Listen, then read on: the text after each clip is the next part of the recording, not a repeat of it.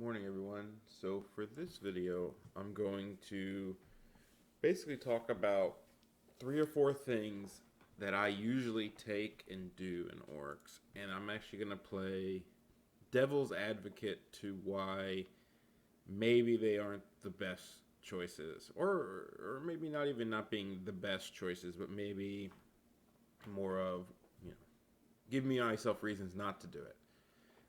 This comes from talking to several other really good orc players, and obviously the book is very diverse and has a lot of units you can take. And honestly, even things I've said were good or bad in the past, or you should always take with a grain of salt that I have things I like, and there's a lot of things in the book that are good that I haven't tried. Um, anyway, so what were the couple things I was thinking about? So one, and some of these I have talked about in other videos because I've started to go away from them a little bit. So there is already a little bit of that in play as of right now.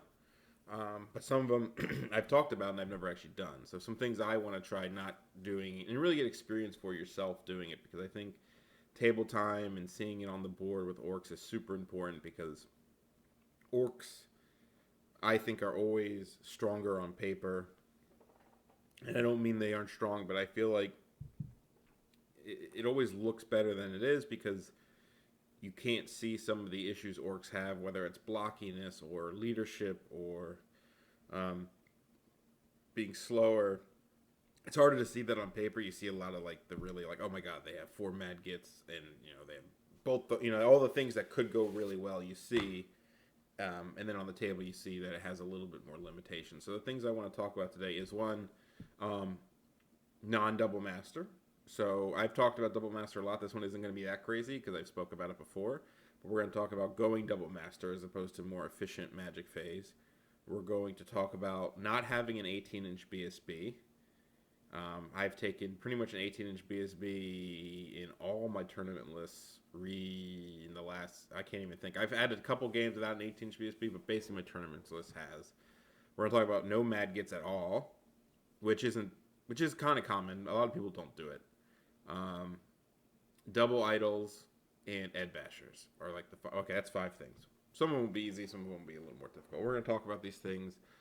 Very specific conversations as to, because I never considered, right. I've never considered ed bashers. I've said some bad things about them.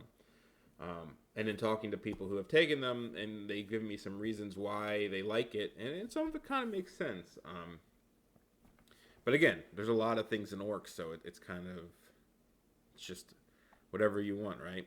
So let's talk about, what's the best thing to talk about first. We'll talk about the magic setup. So obviously I've been taking a very efficient solo Thom mage with heirloom, and now in this tournament I have a shamanism master with an adept of Thom. Take away the fact that it's kind of annoying to hide a shamanism master because you need a different kind of bunker.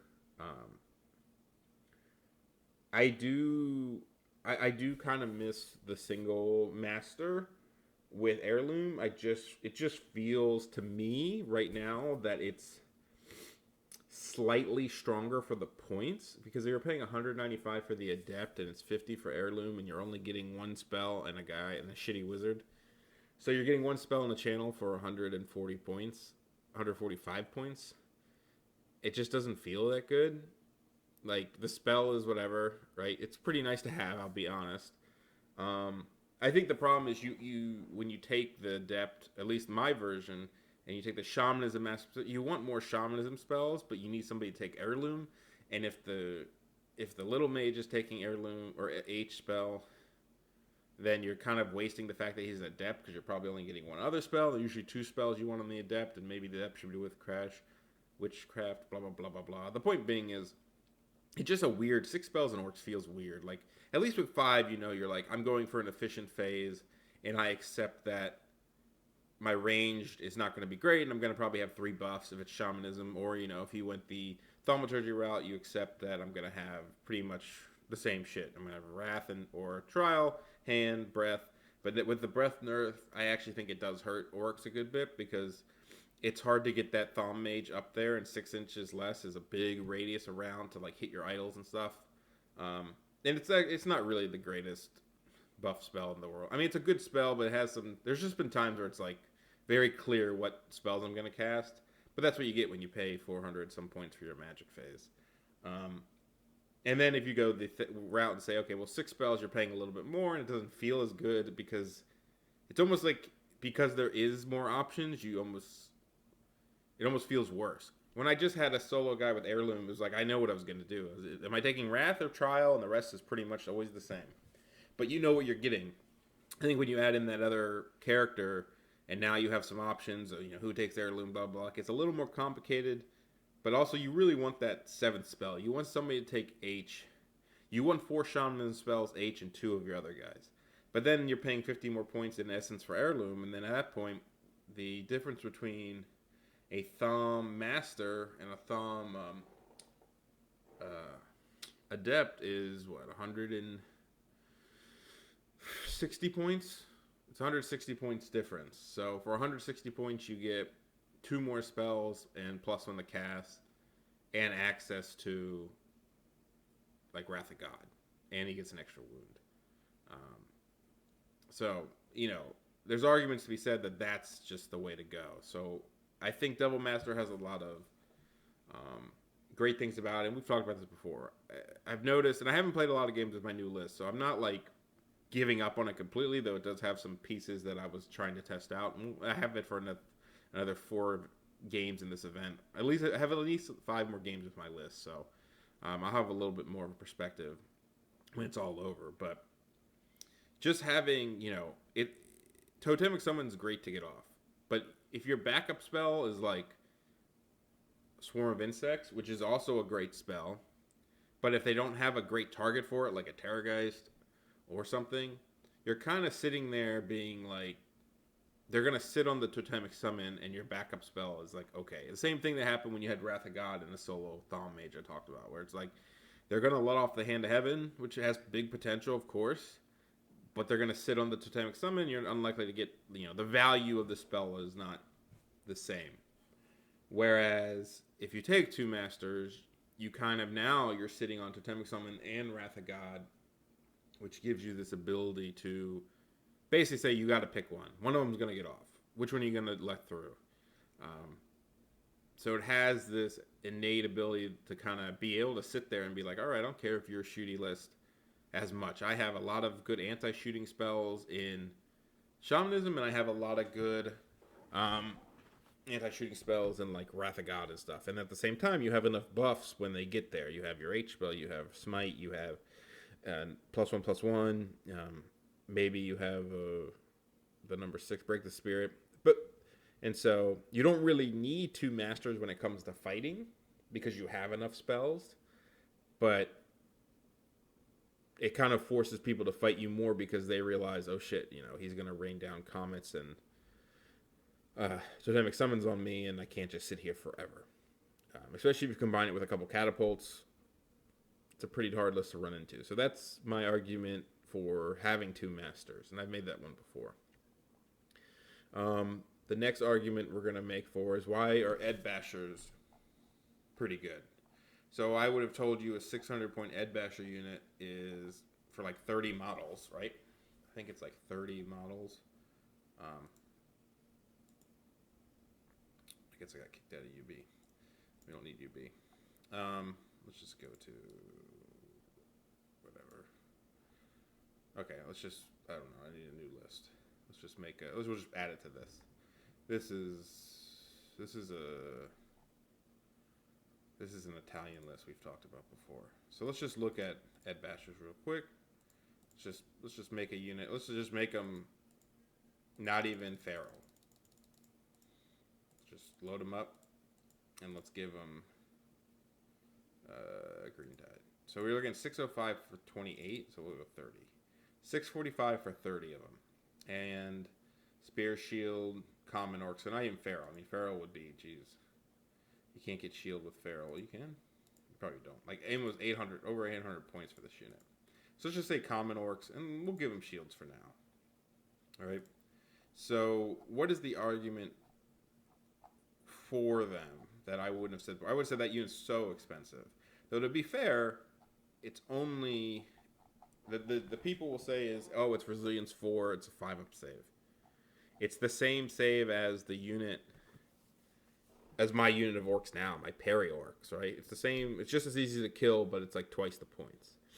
And I guess the big difference is, one, they have spears, so they're jacked up a little more. But you get better defense, better offense 4. You could take paired weapons isn't bad either. It's 2 points less a model because you're not going to take shield. Your save's going to be worse, but you just deal with that. So for 2 points less, you get offense 5, 2 attacks in the front, AP 2. And the people say it's just your strength 5 in core. I mean, strength 5, AP 4 spears in core with 20 attacks if you charge them because of green tide and spears, or just 20 attacks period, is pretty strong. You don't really get that in a lot of core units, right? It's just not something that's very common. I mean, you can stand that in front of knights and just be like, all right, because if they kill a couple, you're probably going to kill a bunch back yourself. And you have to spend core points anyway. So you're spending core points to take this beefy unit. And the anti, like, oh, it's easy to kill. It's, it's just as easy to kill as normal orcs. And I guess the anti that is, if the rest of your army is like trolls and spiders and idols and all these other things that do, or like chariots or gnashers, like, they're not prime target number 1. They're slow. They're good scoring. I mean, I guess that's what I mean, is they're not the prime target.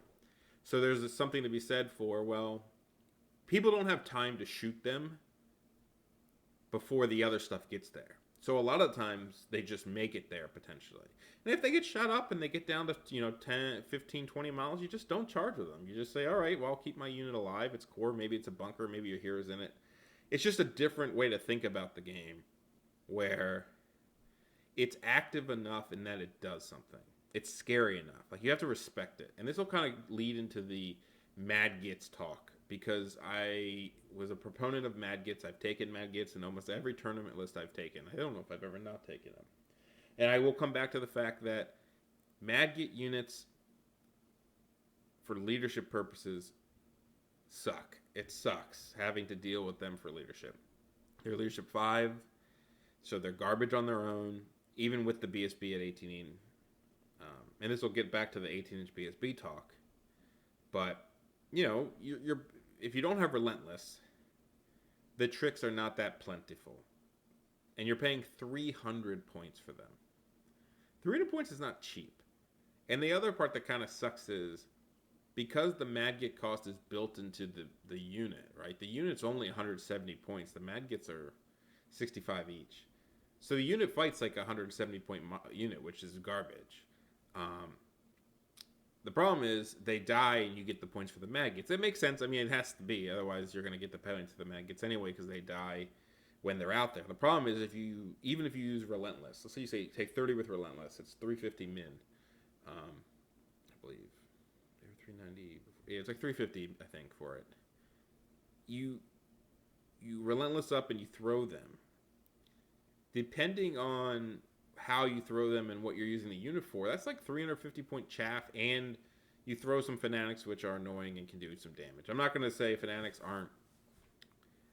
They're probably scarier than they seem, because sometimes you can, if you play them right, you can only hit like one thing, and you do like a couple hits. Like, I've had games where they do like 3 wounds in total for 4 of them, and I pay 260 points, and sometimes the enemy lands on 2 of them and kills everything, right?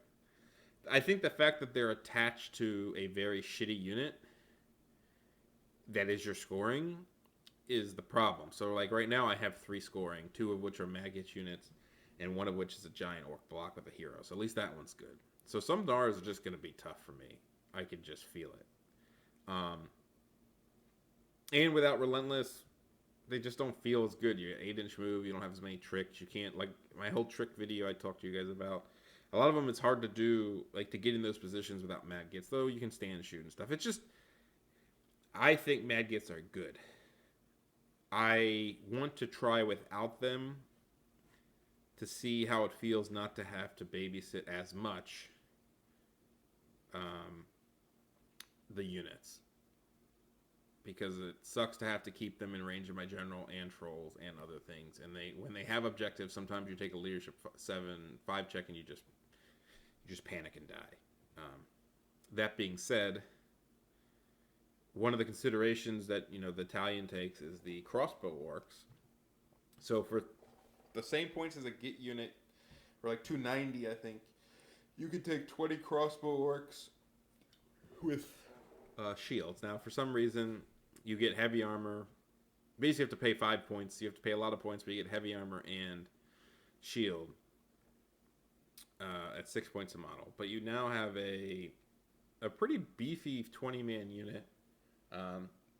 Strength 4 AP1, toughness 4, 4 up save with parry. It's a pretty decently core unit. It doesn't die to like a lot of the things that random like shooting units die to, like totemic summons, or like that unit beats ambushers. Like if you put wild horns behind it, it probably can win it because it has a 4 up save and strength. You know what I mean? It's just probably better than them. But it shoots, which is interesting. I want to try it because I know the Italian guy does it and likes it. I'm curious how it feels, because if you focus on the shooting, it's probably not the greatest unit. But if you say some matchups, the shooting is just good. If you get a perfect lane, you get to drop them 20 wide, and you get a really nice space they can control. Because if you think about it, 20 shots, you're probably going to hit on 5s a lot of the times, right? Because they're 4+ name.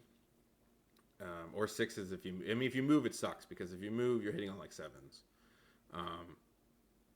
But if you ever get a time where you don't have to move and you just sit there 10 wide and you get 20 shots with no cover, like that eats some elves. I mean, it's going to kill like 7 or 8 elves. So there's something to be said that depending on the shooting lanes, which is, you could say the Madgets are the other way. It's hard to like get the Madgets into position sometimes.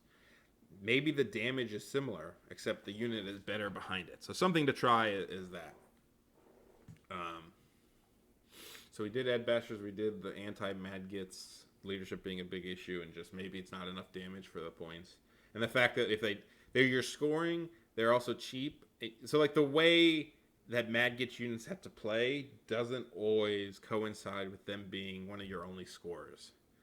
If you had like 6 scoring units and they weren't it, then I could kind of see it. But the fact that they're 2 of my 3 scoring, it's like, I mean, the same could be said for crossbow works, right? Scoring that doesn't move in some scenarios just sucks. So, though you might have to just play it. Maybe you just accept that, like, I paid for the crossbows. Heavy armor, you could say, is worth 2 points a model. So you're basically paying 3 points for crossbows. So you're paying, 3 points per unit, 60 points per unit. And then sometimes you're not going to shoot early in the game. I guess that's not the most unfair thing. Maybe you need a 4th scoring unit. Anyway, that's not the point. We talked about Ed Bashers. Double idols. So mainly it's double idols versus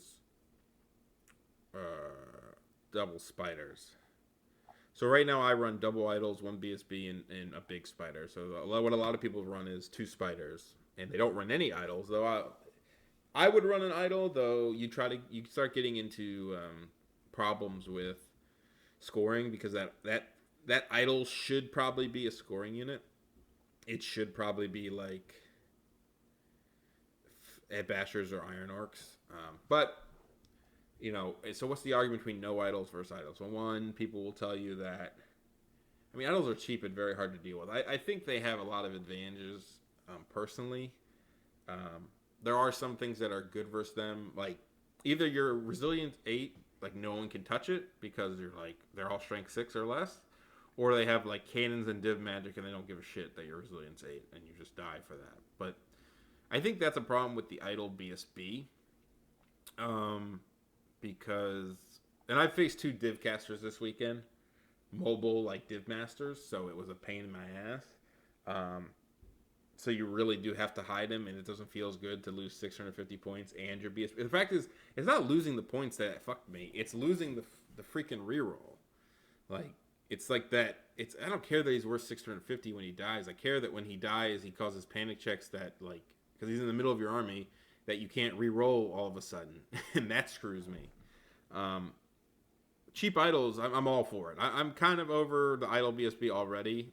And I've used them in the past. Just because you have to be so safe with them. And it feels like you just don't want to play against Div. But we'll see. I got another 5 games with him. But I could see dropping 2 idols because If you compare the idol to a spider, the spider's 140 more points, so it's not nothing. It's not free to upgrade him, but it's just a lot more attacks. It's faster. It's Strider. It has 8 wounds, which 8 wounds, resilience 6, armor. The same armor, so it's 8 wounds, resilience 6 versus 6 wounds, resilience 8. So different things are good versus strength 3 and 4 is the same shit. It's better versus the spider's better. Is the web launcher any good? I always wonder if it's any good.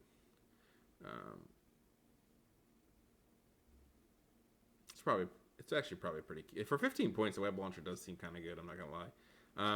I guess the point being is the spider is just like way more annoying for some armies, where it's like this stubborn gargantula that has a million attacks and potentially, as much as we talk about the crush attack, the venom attack from the spider is D3 plus 1 wounds as well. It's poison.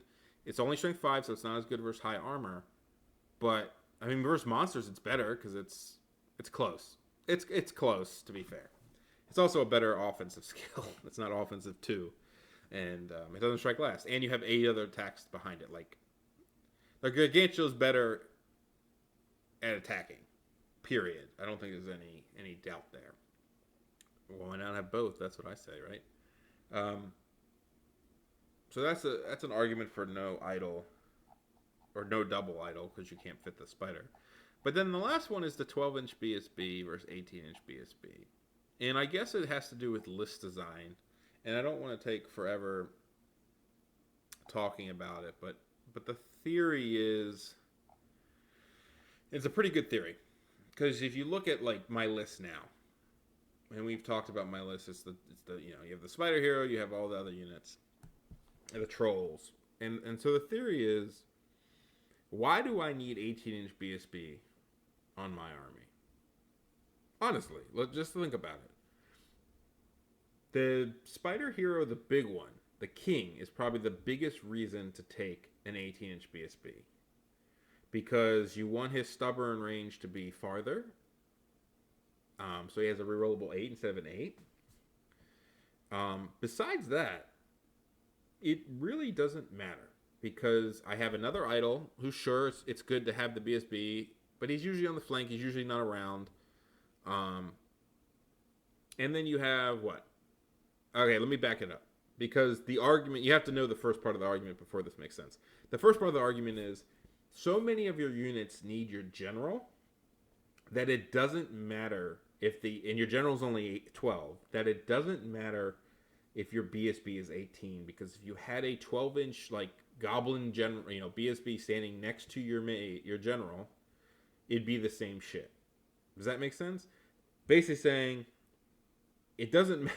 It doesn't matter if you're within 12 of your general, you're within 12 of your BSB, almost within like an inch. When it comes to being a 12-inch BSB standing next to your general in a unit of Oryx. So if that's the argument, then any unit that needs the general, it doesn't matter if your BSB is 18 inches, other than the fact that your BSB can be slightly farther away than your general is, if you think of an idol or the goblin one. But let's just think of a goblin one. So the idol one, I don't think it's a fair assessment because it doesn't matter. It doesn't fucking matter for this argument. So if that's the argument, and I look at my list, what needs the general and the BSB? The trolls need both. The goblins need both. Like 5 rerollable is awful. 4 rerollable is awful. 5 rerollable is like 50%, or maybe even less than that. And the point where leadership 9 unrerollable is equal to leadership 7 rerollable. So unless your unit's leadership 7. I don't think it's like just having the BSB in range is kind of garbage. Like, it's not reliable enough, right? Think of the big spider. It's leadership 6. I'm not going to rely on a rollable 6 stubborn check with that spider. So the second spider, if you're going to take 2, you might as well just have the damn 12-inch guy, because you're not going to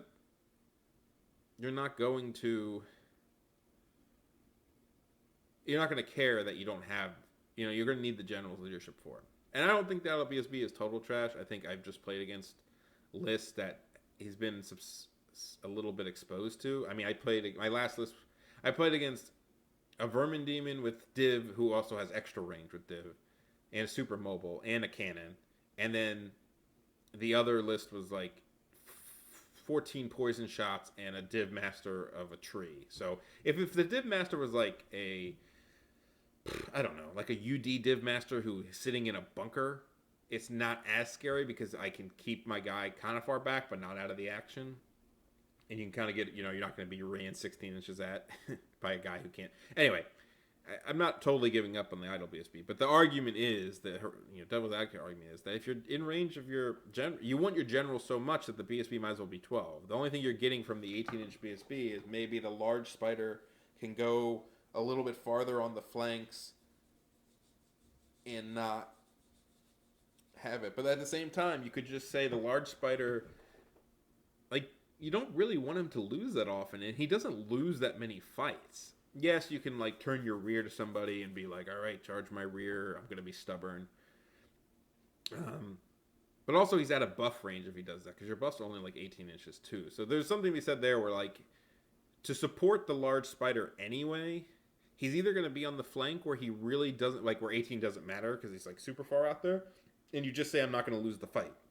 It's not like he's fearless, so it doesn't matter. Just say, I don't lose the fight. If it's, like, versus, like, random chaff and stuff, you're going to just beat it. So I guess the argument is, look at where 18 and doesn't matter, right? It mattered a little bit more in my last list, I thought. Because it was 18-inch on a guy in the back in a bunker, and my general was, like, up forward. But if you're going to take, like, a double bunker where it's your general and your BSB in it, I could see the argument where you don't need it. Also, the Goblin guy, it's 90 points, so it's not cheap. And if you don't have Vanguarding, if you don't take Mad Gits, if you don't take the hero, then I don't know if I'd pay just 90 points for it.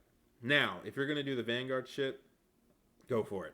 Take your 18-inch BSB and be good. I do think, it was good. Don't get me wrong. It was good. And it's nice if it's in the bunker. That's the part. If your Warlord's like kind of like mine was, a little more active and a little more set forward, then the 3 inches mattered, or 6 inches mattered, because you would usually be 6 inches behind your general, so you needed those extra 6 to get to where the general could as well. But like I said, if your BSB is next to your general, you got to play around your general with your units, and so you're going to be next to your BSB anyway. Anyway, those are just my random thoughts of people, of things that I've used and always done, and kind of thoughts of why people don't do it. Because what I tend to do is I find good players that play orcs, that play different things than I play, and I just ask them, why do you like this unit? I'm not arguing with them. I'm not trying to say this unit sucks. I said, why do you like Ed Bashers? And then they say, oh, it's because they're strength 5, AP 4, and core, and you can't really get that otherwise. And then you start to think, that's kind of right. That's a good way to think about it. Again, great part about Orc Book. There's just a lot of cool things in it. And you can and you can't take them all, but there's reasons to take almost everything, except maybe those Squig Hopper guys. But maybe there is something for them. So there's always reasons for it. You can convince me again the 3 chariots are good, and that maybe the way I play them or the list I played them in, and I'll reiterate my total thing. The list, everything in orcs kind of has to intertwine to some extent. It's not a lot of plug and play units. As I said, changing one thing can change how the whole army is constructed or works, or it just doesn't feel right, at least to me. So yeah, anyway, hope you enjoyed that little conversation. Have a good one.